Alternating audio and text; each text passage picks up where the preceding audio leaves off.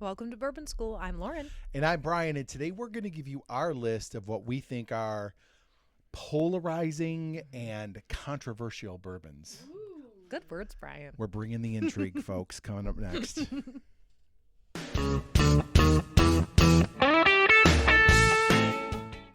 Okay, out there in the bourbon verse, Yes. there are many, many, many varying opinions on some popular bourbons. Yes. Yes. So today we each picked 3. Yeah. I mean, there's lots of them that are controversial, so this is not anywhere near a complete list. But we picked kind of the top 6 most controversial bourbons on the market where they're polarizing. So we really have a strong pro and a strong con. Yeah.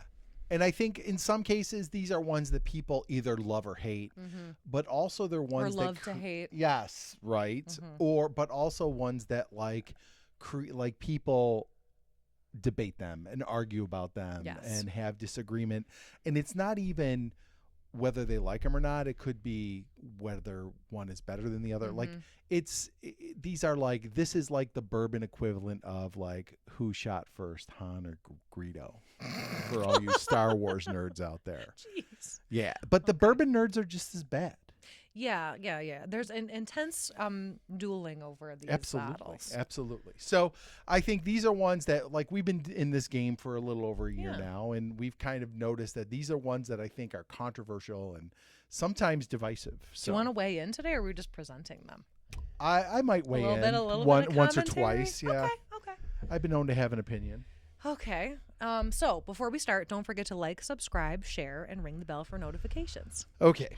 So like you said, we picked 3 each, and why don't you go ahead and go I first? sure will. I'm going to start with one that sticks out to me as a major. I mean, people really get hot over this one. Oh yeah. Hold on. I would say, thank you very much. Okay, so this is Basil Hayden. It's just the regular old bottle. Yeah. I've had the toasted before, and I think that's an improvement over this one. Oh, all right, fine. You can disagree with me. People love to hate this bottle, I think because of this beautiful belt it's wearing. Like it's trying to be pretentious or something. Like Santa Claus? Yeah. I mean, I don't think people really love to poop on this one. And I think that it doesn't earn all of the hate it gets. Fun fact, they also like to shoot. Go ahead. So, I mean, it's not real expensive. You're going to find it everywhere. I think bourbon experts might not love this bottle, but I think casual bourbon drinkers don't mind it horribly. I am one of those people that hates it. I know you are. Here's the issue with this. A lot it of is people like do. $50 or $60, and I've heard many people say this, and I've said it myself. Bourbon flavored water. It's 80 proof. It's not. You should. Yeah. Okay, that's all true, but in Pennsylvania it is a lot cheaper. It's about 45. Okay. So, but yeah, I think people are mostly buying it for the look. Yeah. And maybe not quite knowing what they're getting with this. But I mean, personally, I don't think it's as hateable as everyone. Okay. Well, okay. See, we're already Let us know in the controversy. comments. Yeah. We're beefing over bourbon right now. Okay. What you got, Brian? I am going to go with Dickl.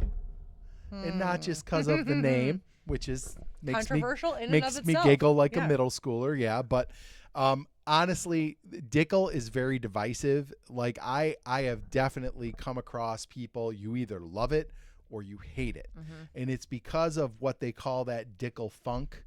A lot of people describe George Dickl bourbon and Tennessee whiskey as having a mineral or like a Flintstones vitamin flavor note to it.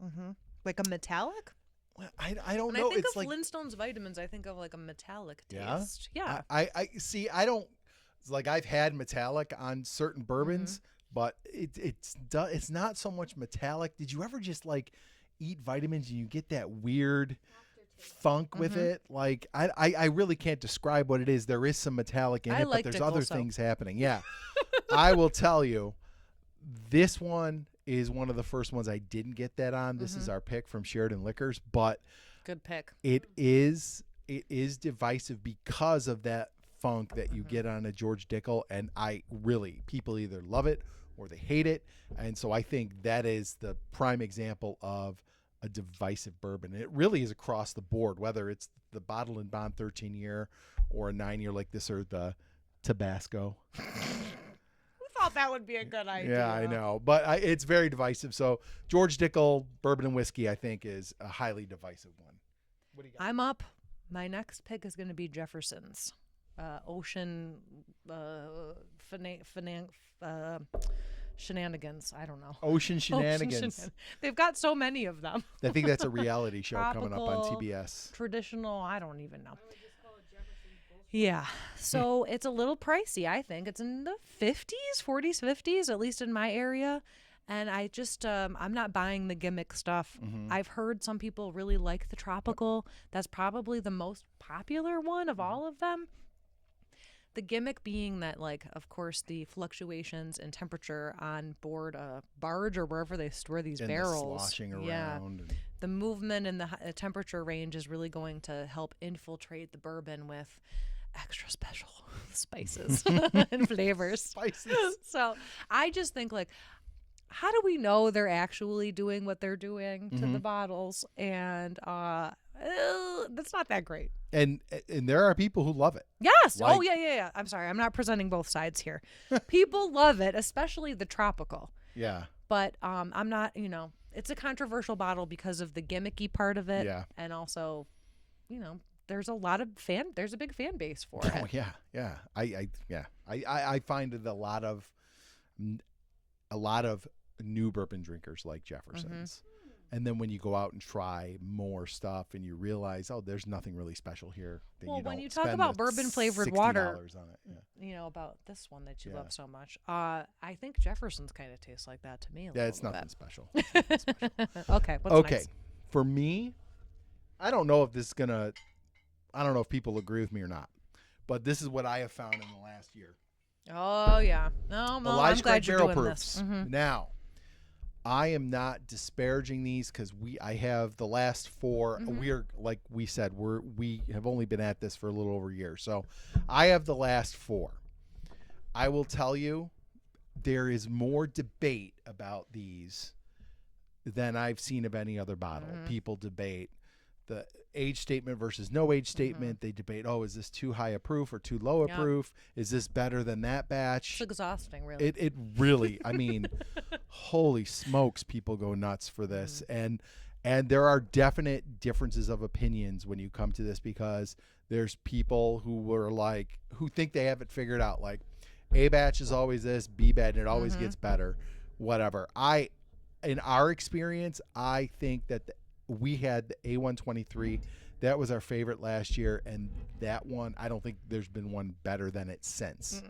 I think that every subsequent batch has been worse, and I also have bought 2 barrel-proof picks or had them hand-delivered because you can't get them in New York. I've had one from Minnesota and one from West Virginia. Both of them are better than any of the 4 batches that I have. Yeah, certainly not bottle of the year. No. And not to mention, people get so hyped up in collecting them, and it's like, you're not going to be guaranteed anything on these. Yeah.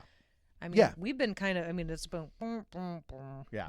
But I do think it can be polarizing, because there are people who are like, this is the best barrel-proof bourbon, no matter what. Across the board, they don't even qualify it with different batches. No. And then there are others who really do get into comparing the batches, and I like them. Excuse me, and I will still buy them. But I will also tell you, if you had one of these batches next to a barrel-proof pick, I'm buying the pick every day. So yeah, not to mention they sell out like wildfire. Yes. And they're really expensive. Yeah. It's just, there seems to be some kind of like competitive haze over this. Yeah. Maybe a little bit. Yeah, I think you might be right. But yeah, they're not bad. They're not terrible. I enjoy them. I just think that they have progressively gotten less in quality, and I also just see a lot of people. I think it causes a lot of debate. I think they're very debatable kind of bottles. So yeah, that's good my one, pick. Brian. Yeah, That's a great one. all right, what do you got? Okay, my last one we don't have a bottle of, but it's right here. It's Weller 12. I think this one, of course, I mean, there's been lots of debate over Weller in general. Yeah. But I think because it's so hard for people to find, and it can be really inflated in price. I don't think the taste is worth it. I mean, maybe people debate this. I know you're probably with me on this. Oh, one, they do. Yes. But people, they collect it. They seek it. I don't understand. It's a controversial bottle. People, when we said it was overrated way back at the beginning, people told us we shouldn't be drinking bourbon. Like there are people go crazy on Weller. Yes, there are people who are 100% They've Weller the all the way. Kool-Aid on that. Yes, they are 100% drinking the Kool-Aid, and I don't think there's any Weller that is shitty bourbon, right? Like I don't think any of it's bad, but I do think it is grossly overrated. Yes, and I think people sometimes feel badly when they've spent so much money on a bottle and then they have to defend it. Oh yeah, yeah. If you spend $2.99, just be honest with yourself about it's not that great. It's mediocre. If you spend $2.99 on a Weller 12, you're digging in and defending. Don't do it. But you don't have to. We're here to tell you don't have to. Just go buy a KC12 and you'll feel better about it. But I will just say in fairness, I do like the Antique 107. I thought that was a very, very good. It's probably the one Weller that I thought was a very good bottle and worth it. Worth retail, not worth secondary. Okay. Nothing is worth secondary. No. I think that's a good one because it is super divisive, and I mean, people will fight you if you don't like Weller 12. It's like Black Friday shopping. Yes. You know, like, that's my Weller 12. Elbows out. Yep, absolutely. Crazy. Okay, you have your last pick up here, and I mean, look at this. I think we all know what this is going to be, right? Yeah, and this is 100% divisive. I mean, there are very clear lines on this. Texas whiskey. Tell me about the funk. It's got the funk. No, I'm not gonna. I already brought a little bit earlier when I shooped, so I'm not gonna do it again. But there can never be too much. Yeah. Maybe for the Patreon we'll bring a little funk. We'll see. Okay. So Texas whiskey is 100% divisive. I have not come across one person who is like, I hate it, I love it. Right. There's nobody who's like, it's okay, it's fine. Like, no, like you either love Texas whiskey or you hate it. Now I kind of like, I like it. Okay. I am a huge fan of it. That's not to say all of it is great. Okay. Like I loved the Rebecca Creek. We like the Still Austin. The Balcones, I'm not getting. Sean is like people will die for this. He stuff. loves Lay the himself Balcones. on the hill and die for it. And I don't get it with I haven't had a good Balcone. Oh well, no, I shouldn't. Sean shared a Cabernet finished bourbon Balcones, and it was he's ridiculous. The expert. that was good, but I've had a lot of other Balcones I'm not a big fan of, but I've had some good ones. I've had some bad ones, but I am not someone who's going to be like, oh, Texas whiskey sucks. And there are people out there who are like that. And I just, but I just think I think it's good, but this is definitely a divisive one. There are going to be people who hate it and will tell you have a garbage palate because you drink it.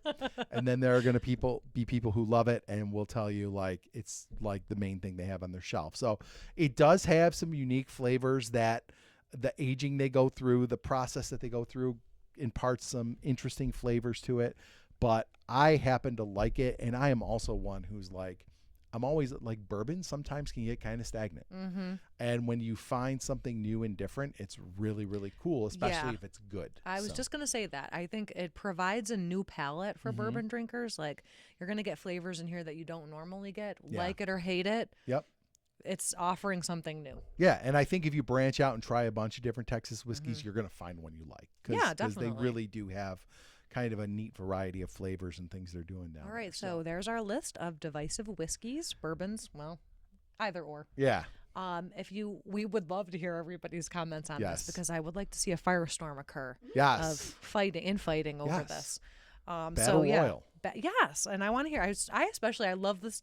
I love your picks. I love the Texas whiskey pick because it is. I mean, when we see that infighting within even our Whiskey 6 group, absolutely. There's a lot of strong opinions about this. So great picks, Brian. Yeah, same. I thought this was really fun. This is a fun one. I can't wait to hear everybody's thoughts. Mix it up, guys. We want to know what your divisive or controversial whiskeys are, and let us know down in the comments. And if you like this video, please like, subscribe, share, and hit that bell for notifications. Cheers. Cheers. Whoop, I almost dumped it. The Texas whiskey. Mm.